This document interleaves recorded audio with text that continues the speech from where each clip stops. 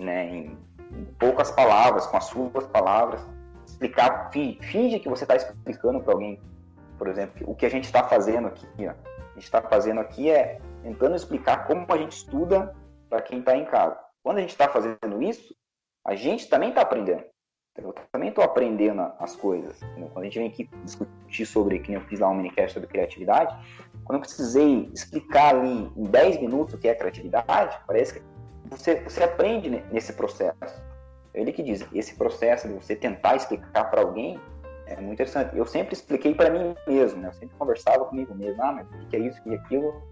E isso ia entendendo, automaticamente você entendendo. Hoje eu sempre faço isso, como se eu estivesse explicando para alguém, na frente do espelho, na parede mesmo, eu vou falando, e falando mesmo, não é pensando, é falando mesmo. O fato de você falar, tem que colocar para fora, com as palavras, o teu cérebro vai assimilando as coisas. Essa técnica eu uso bastante, cara, eu tenho utilizado cada vez mais, é bem legal, bem interessante essa técnica. Olha, agora eu vou passar um método que eu não usei ainda, né? Mas como eu ouvi do professor Pia, como ele é um cara que, putz, né, cara, é difícil de você não gostar daquele cara, né, mano, de verdade. Então, assim, ele diz assim que aula dada é aula estudada, né? E que você precisa, no dia que você teve aquela aula, você precisa resumir aquilo e tirar aquilo fora. Por que isso é tão importante? Porque eu lembro que na faculdade, um tempo, eu comecei a fazer isso, sabe? De começar a fazer resumos pós-aulas no mesmo dia da aula. E fica muito mais fácil de você visualizar o que você realmente entendeu daquela aula e quais são os buracos que aquilo tem. Outra coisa, né, aliada à aula dada, à aula estudada, é também dormir bem, tá? Aí vem uma questão psicológica, diz que é no momento que a gente dorme, é o momento onde o nosso subconsciente, né, a nossa memória RAM, digamos assim, ela limpa e ela consegue realmente fazer aquilo que eu estava falando para vocês do canibalismo de informação, né, então colocar uma informação que é mais precisa. E quando você sintetiza mais essa informação no seu dia, essa última informação é que vai parar na sua cabeça e, consequentemente, você começa a criar o que é chamado de chunk, que são blocos de conhecimento. Chunk, a gente pega isso do curso do Coursera, eles falam bastante sobre isso, mas é como se você criasse uma parede de tijolos na sua cabeça, né? Então você vai juntando um bloquinho de conhecimento de cada vez, né? Então você entende o que é um número, depois você entende o que é uma equação, aí depois você entende a resolução da equação, aí depois você aplica essa equação num problema. Isso é um chunk, né? Então você criou todas as bases para que você chegasse naquele resultado, né? E quando você cria esse chunk e você novamente volta a repetir esse chunk, ele acaba se tornando algo que fica fixo na sua memória. E parte desse ficar fixo na sua memória vem de você dormir bem. Então, essa é uma dica também para o pessoal aí que acha que às vezes precisa estudar 10 horas por dia, 12 horas por dia, sabe? Mas o foco, principalmente o foco desse nosso podcast hoje de como estudar melhor, não é em quantidade, mas em qualidade de estudo. É que você sente, porque a gente sabe, todo mundo tem vida corrida, às vezes você está estudando e trabalhando ao mesmo tempo, você não vai ter lá 5, 6 horas para estudar, né? Mas é você aprender a valorizar cada 15 minutos que você tem e fazer de uma forma que aquilo realmente fique na sua cabeça, né? O que você acha, Leandro? Já usei, sim. Eu uso, na verdade, eu usava bastante isso aí na faculdade. Eu sempre, na verdade, eu não que nem você falou, a vida era muito corrida, né? A faculdade é complicado, principalmente para quem estuda, trabalha, tem família, é complicado. Mas eu sempre saía da sala de aula pensando assim na aula, já automaticamente pensando, né? Não anotando nem nada, nem estudando, mas realmente pensando naquilo que tinha aprendido, aquilo que tinha visto, algumas coisas. E eu acho que isso ajudava a fixar. E uma outra coisa que eu tenho feito, fiz durante o período, agora até nem venci um pouquinho fazer isso, mas era sempre tentar fazer um post que seja de Facebook, de Twitter, de Instagram, sabe? De cada aula que eu tivesse aprendido na pós-graduação.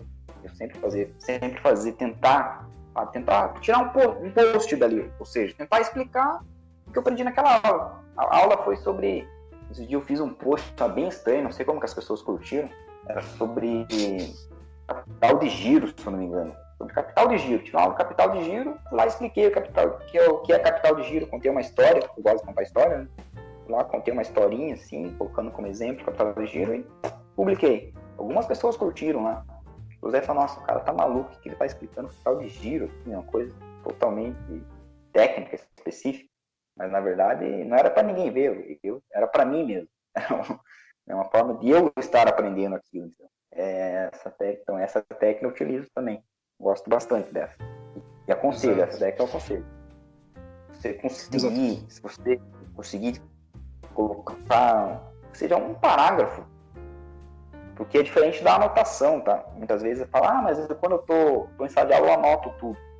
Mas a anotação, às vezes o professor está falando, você está anotando, só que se você não olhar de novo aquela anotação, não ter uma reflexão sobre aquilo, às vezes passou. Depois você olha aquele caderno, você nem entende o que você anotou.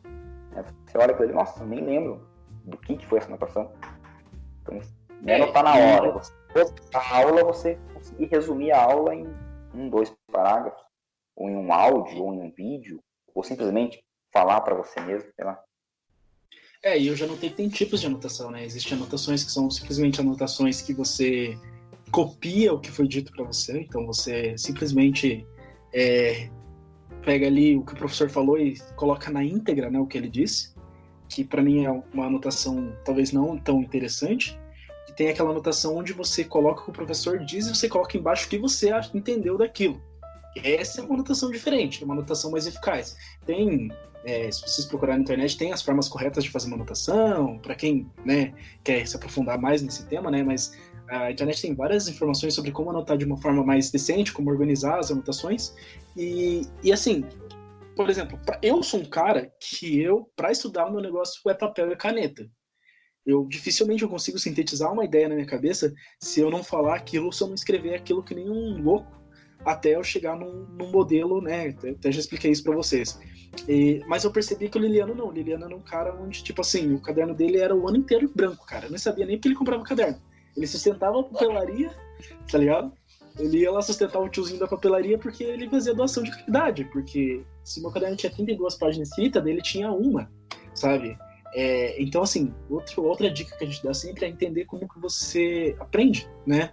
Tem pessoas que aprendem visualizando, outros que aprendem mais ouvindo e outros que aprendem escrevendo, né? Eu acredito que o Liliano, eu tenho dúvida se o dele é de ouvir ou de enxergar, qual que é a pira dele ali, né?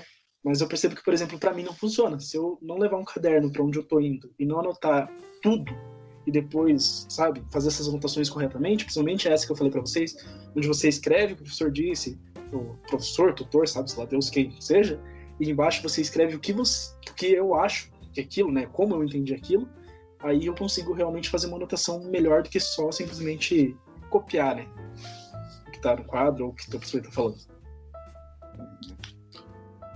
Olha, então vou esclarecer o meu caderno em branco, né? Na verdade, eu sempre anotei pouco, realmente, quando em sala de aula, eu não consigo prestar atenção e anotar ao mesmo tempo. Eu falei que eu sou ruim em fazer 2 coisas ao mesmo tempo. Só que quando eu estou em sala de aula, eu presto atenção mesmo, eu tenho essa capacidade de prestar atenção. Né? Tem algumas técnicas que a gente utiliza até, parece meio bobinho assim, mas não sei se você lembra, mas eu sempre sentava um pouco para frente, do lado direito da sala de aula, coisa minha sistemática, assim, palestra, também faço. Tem estudos científicos que dizem que é o lugar onde você mais consegue ter visão do professor, e o professor também de você, então você consegue absorver melhor. E outra coisa é você tentar não manter uma posição não muito relaxada, né? Isso é difícil, né? Sala de aula dava de manhã, dava aquela preguiça. Tentar não manter uma posição relaxada, tentar não manter os braços cruzados também. O nosso corpo é complicado. Diz que se você tiver com o braço cruzado, você bloqueia a mensagem que está chegando até você. Isso é até legal se você estiver conversando com alguém. Se você estiver com os braços cruzados, tente tirar, colocar para o lado. Isso vai ajudar na interação aí. Quer complementar alguma coisa, cara? Exatamente, é que isso é chamado de posição fechada, né? Você tem as posições abertas e posições são fechadas. Quando você está aberto a uma informação, a uma pessoa, a alguma coisa, a tendência do seu corpo é que ela se abra. Então abre seus pés, a distância dos seus pés, o seu ombro, né? Se abre e se projeta mais para frente. E E daí, dessa forma, você acaba absorvendo melhor a informação, como se você preparasse o corpo para absorver melhor a informação. E a mesma coisa acontece de forma contrária. Então, quando você começa a ficar irritado, entediado e todas essas coisas, a tendência é que o seu corpo se feche, como se ele estivesse se protegendo. Então, ele vai cruzar o braço na frente do seu peito, ele vai cruzar as suas pernas. Então, todos esses indícios são indícios que você está ficando, de alguma forma, estressado ou, de alguma forma, retraído para aquela informação. E, às vezes, muitas vezes, por exemplo, assim, você acredita em... Nossa, agora eu tô dando uma viajada, mas beleza. Você acredita ali em, sei lá, política econômica liberalista. Então, você é totalmente liberal. Aí vem um cara e fala sobre comunismo, sabe? E você se fecha para aquela informação, porque você é tão arraigado, então às vezes é legal prestar atenção nisso. Se você não está conseguindo aprender porque você não consegue entender a matéria, ou se você tem algum tipo de aversão àquela matéria mesmo, entendeu?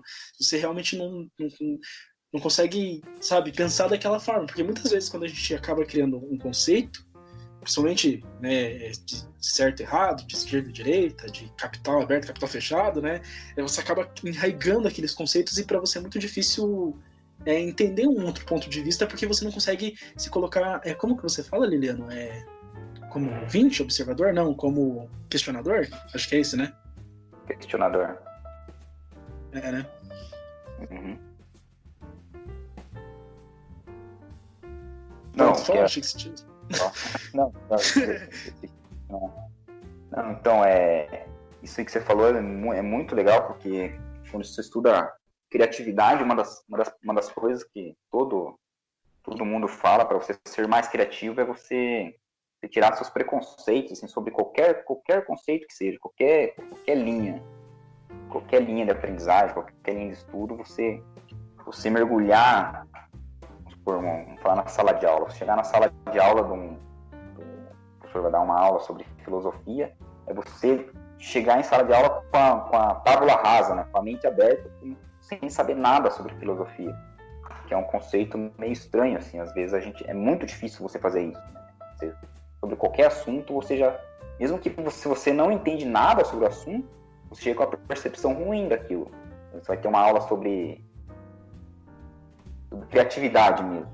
Vamos supor que você não sabe nada sobre criatividade. Você, no mínimo, vai achar que criatividade é coisa de maluco, de drogado, de cantor, de artista. Então, você tem um conceito sobre criatividade. Mesmo que você não entenda, você tem um conceito. Então, você tem que chegar para qualquer aula que seja, qualquer aprendizado que seja, sem todos esses conceitos, tipo, zerado. Como se você fosse ali, isso que é a mente de principiante, né? É a chamada mente de principiante, é a chamada... Murilo Gant tem, acho que é Shoshin, que ele fala, Shoshin, acho que é chinês, japonês, sei lá. E essa mente de você estar aberto ao aprendizado. Você falou ali, você está com o braço cruzado na postura, você já não está recebendo. E o seu corpo manda muito. Então, seu corpo você consegue controlar, né? Tua mente, às vezes, não. Controle o seu corpo, cruze os braços, tente não ficar muito relaxado, para não dormir. E preste atenção e mantenha a mente de principiante. Isso que eu queria falar aqui é isso. Acho que a gente esqueceu de falar isso lá no começo. Uma das coisas que você tem que ir para aprendizado, principalmente em sala de aula, é essa mente de principiante. É você não sabe de nada. Está ali para aprender. Isso é um problema que eu tenho particularmente, vou contar aqui. Eu muitas vezes, quando às vezes um professor às vezes faz uma pergunta em sala de aula, ela pergunta,